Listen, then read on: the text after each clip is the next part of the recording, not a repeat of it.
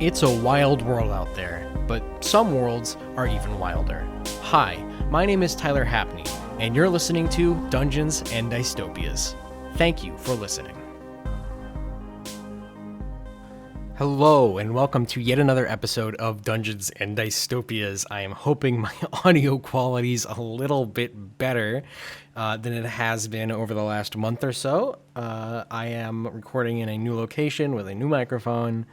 It might be a little reverb. There's not a lot of sound blocking stuff in here, but I at least know that my voice should at least sound way better than it has over the last little bit. Because I actually have a decent quality microphone again. So, yes, welcome back to Dungeons and Dystopias. My name is Tyler Hapney. I am your game master and host. I have dungeon mastered well over hundreds of games of Cyberpunk Red and Dungeons and Dragons, and this podcast is a way for me to reconciliate my thoughts on both of those systems. So, without further ado, we're going to be getting into today's topic. It's been a bit since I've really discussed lore for Dungeons & Dragons. The last episode we did was talking a bit more about the real-life implications of some of the decisions being made at Wizards of the Coast, some of the people moving around towards what could be seen as a direct competitor to Dungeons & Dragons. So obviously there's a lot of interesting things going on news-wise, but for now we're going to be focusing back on a sort of a topic I discussed around one of my first episodes. We talked about the Dalelands, and I believe I mentioned during the Dalelands episode a few times that there was an individual god known as Cyric. And I don't know exactly that I went into too much detail about Cyric during that episode, but because I am currently running a home campaign that takes place in the Dalelands and has to heavily do with Cyric, I figured I'd like to kind of talk a bit about who he is and the sort of things he's done within the Forgotten Realms universe, and how you might even be able to add him into your own campaign, depending on, what kind of stuff you're doing. So first things first, let's talk about Cyric. And in order to really start to understand how his rise to power happened, you kind of need to know about the Time of Troubles, which was a period, I believe it was 3.5e or 3e, somewhat time in that era, where Ao, the overgod of sorts, decided to basically sort of strip the gods of a lot of their powers and stranded them on Faerun or the Forgotten Realm or all over the place.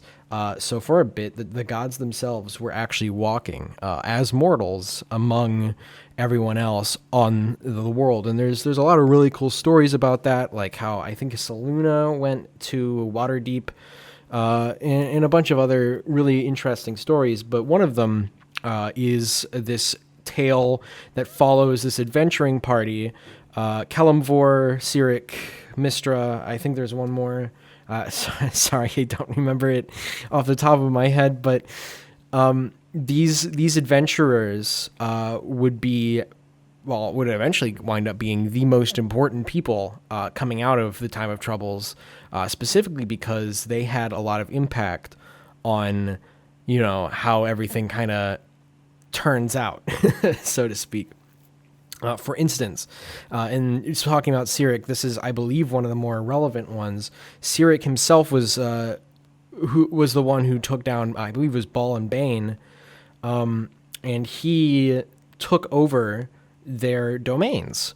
So rather than Ball and Bane being, Ball being god of tyranny, assassination, all that other stuff, and Bane being tyranny, it all became under Cyric, who became the god of strife, murder, lies, chaos, all this other stuff. And obviously, being that being his domain, it should tell you already, Cyric was not a very trustworthy person when he was an adventurer. He was also generally a pretty bad person, some might even say.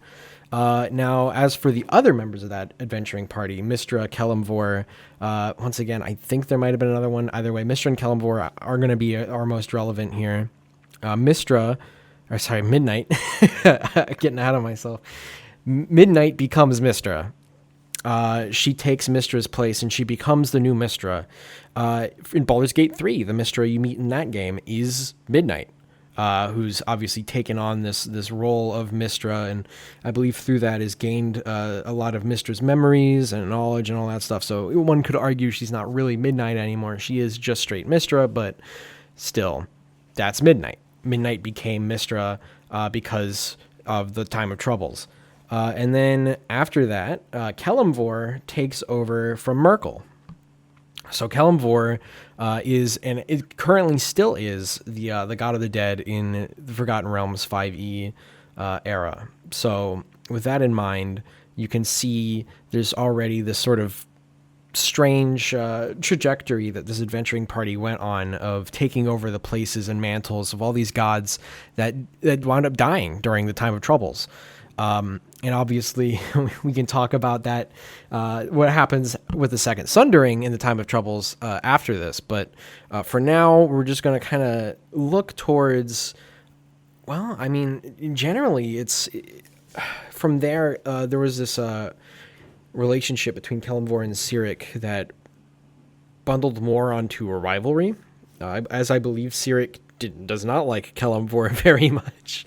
And in fact, Midnight, Mystra, all these people, they wound up going against Cyric later on, which we'll probably talk about. So that's how Cyric gets his position. Already through murder, through death, through lies, through strife, through all this chaos, fun stuff like that. But the main important part of it is what happens after Cyric gets all this power. Well, particular, I want to talk about sort of what he does relevant to my campaign. So first things first, now that Bane is dead and Cyric has taken over as sort of, his domains, a lot of these worshippers of Bane, well, some of them probably stuck to Bane, but a lot of them moved on to the new guy in charge, and that would be Cyric. So a lot of Cyricists Baneites became Cyricists, and that was just sort of a natural progression, which obviously the difference between Bane and Cyric is pretty immense, as the people of the Zentarum would soon find out. Because that's what I'm gonna talk about that right now, because that it's directly relevant to my campaign, and I also feel as if it's extremely important. So a lot of this stuff that we're gonna talk about is involved in. There's a series of like 3 books. There's a whole Time of Troubles novel series. You should read it. It's really good. It tells you basically all of this stuff in a much better way, probably with a lot more stuff that I'm forgetting. But the main important part is that essentially Cyric was in control of the Zentarum, and he started to maybe feel a little bit of doubt towards him. There's some stuff that led up to this, but the main important part was, I think, our first step of Cyric going off the deep end with the Baneites was the initiation of things called Bane deaths, which, I mean, it's right there on the on the tin. They were going around slaughtering Bane worshippers within Zental Keep and in the Darkhold and all these other places that at the time Cyric was holding power. And obviously these Bane deaths, while very successful in eliminating Bane worshippers, also was very successful at turning a lot of people against Cyric. Obviously, short-sighted plans are something that Cyric is amazing at. He does them so well. It's amazing. I don't think he actually plans anything ahead of time at all. But anyways, you'll see what I mean. Another thing that Cyric did that was huge in his character development was the development of something called the Cyrinishad, which the Cyrinishad is one of the most powerful books in the Forgotten Realms, in the sense that it can make anybody, even literal gods themselves, believe everything Cyric says, believe every single word within the Cyrinishad. The story of that is there was a legendary biographer who was made to rewrite the story some over 500 times or something, almost 600, I believe, until Cyric himself finally approved of the contents of the book. And of course, it was enchanted so that anyone who read just a scrap of the words within would believe it as gospel. And this enchantment was so powerful that, as I mentioned, it worked on gods. And the way we know that is because in his infinite wisdom, Cyric decided to read the book himself. So now, see this biography full of lies. Let's clarify. Completely full of lies, fabrications. Cyric declared himself to be the most powerful god in the multiverse, even more powerful than Ao, the overgod. And he reads this and he believes every single word out of it. So now we have a god who's written this book of lies and fully 100% believes them because he's so smart that he has decided to read the Serenishad himself. So that's probably the most important artifact in the Cyricist religion is the Serenishad, just because of how much power it has held over the generations. And the last time the Serenishad was used is, a great depiction of this. So essentially, Cyric wanted to influence the people of Zentalkeep to love and respect him and cherish him even more. And the way he decided to do that was he would have Fazul Shembril, who was, I believe, not the Exarch of Bane at the time, but like a chosen of Bane, basically read the Serenishad in the middle of Zentalkeep, right in the streets. And obviously that's concerning stuff if he reads it to the whole city, because of course they're all going to be listening to Fazul, then obviously everyone in the city is going to love Cyric. And here's where Cyric, not being a good at planning ahead, comes along. He summons this large army of beasts, of frost giants, of demons, of everything outside the city. And he's basically got this plan to be like, hey, watch this drive. I'm about to make all these terrifying monsters appear and then disappear to show everyone how powerful I am. So, yeah, with the boost of power he'd get from all these people believing in him due to the Serenishad, I have no doubt that his plan would have worked. However, due to some fun Harper business, they actually replaced the Serenishad with a book that basically had the exact opposite effect, The True Life of Cyric, where it was a factual account of Cyric and all of his lies and stuff like that. And, well, it had the exact opposite of the Serenishad. It made everyone hate Cyric.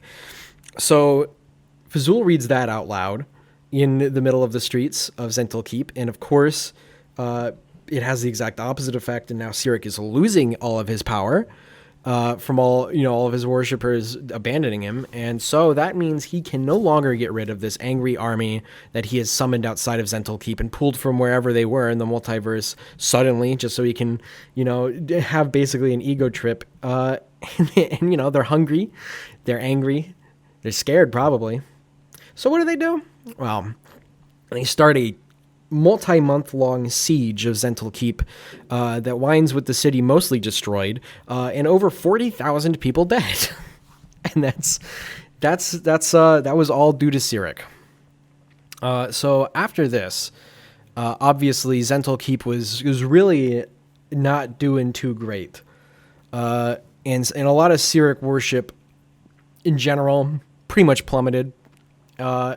As a god, Cyric was basically put onto trial, and they found he had a lot that was wrong with him. He had planned and helped murder Mistra and caused the spell plague, which Midnight came and eventually replaced. But still, there's just a lot of business. The second Sundering eventually happened, and with that, a lot of the gods that died during the Time of Troubles were actually coming back to life. So now Cyric has to contend with Bane, Baal, and Merkel again.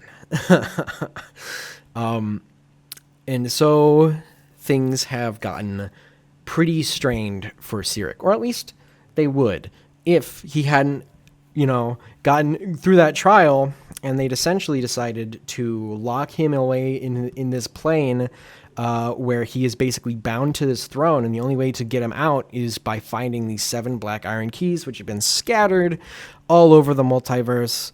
I'm not quite sure if that's actually official lore. That's admittedly from quite a few sources I've read, but I don't know if any of them have actually been official. I'm assuming that yes, The seven black iron keys is in fact official lore. And if you're wondering what happened to the Serenishad, well, the last we heard of it was that it was literally thrown into the deepest depths of Candlekeep. Just like tossed into a bottomless pit at the bottom of Candlekeep, which really, if you ask me, is not a great way or great place to keep a book that is so powerful. You should be putting that behind 15 vaults or something like that. 15, like the Get Smart intro. I don't think just throwing it into a hole at the bottom of Candlekeep is going to keep it preserved for long, if you ask me. So how do you use Cyric in your home campaign? Well, pretty easily. He's the god of life, lies, strife, murder, chaos, all this other stuff. So naturally, his followers are going to be all about the same thing. If you want a Cyricist takeover, they'd probably start with a wide misinformation campaign that would see whoever's in charge of whatever village or anything being blamed for quite a lot of things. Only for this Cyricist, obviously they're not going to be openly Cyricist, but maybe they'll be a Selûnite or a follower of Helmer Torm, in quotes, to take over, and there you go. Now you've got everyone in a town putting their faith into a guy they don't know is a Cyricist. And that can lead to a whole lot of problems. Also, of course, if you're followers of Cyric, if they aren't actively trying to betray each other and lie to each other and cause strife, even within the Cyricist themselves, then I don't think they are proper Cyricists. You should play Cyricists a lot like you play Ballists, where it's really kind of the god is there for their own pleasure, and one order you get one day might be you get a completely different one the next day, just because of how fickle the god in question is. Where Ball is a little crazy, Cyric is even crazier. Well, maybe not nowadays. There are rumors that the effects of the Serenishad have worn off on Cyric, and he's sane again, but now just stuck at this throne, which honestly, the idea of a sane Cyric with maybe even a little bit of revenge in his heart does sound like a very compelling campaign hook. But that's just me.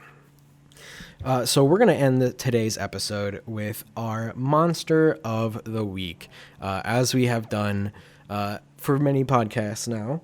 And I'd like to talk about something I brought up in my Underdark campaign, which was recent. We had a session last Saturday, so only a few days ago.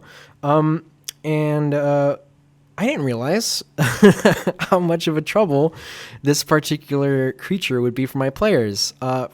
So they fought an Ettercap, or they fought two Ettercaps, actually, and they're level 4. So honestly, I didn't think it would be that much of an issue. But it turns out Ettercaps, they hit hard. They hit really hard.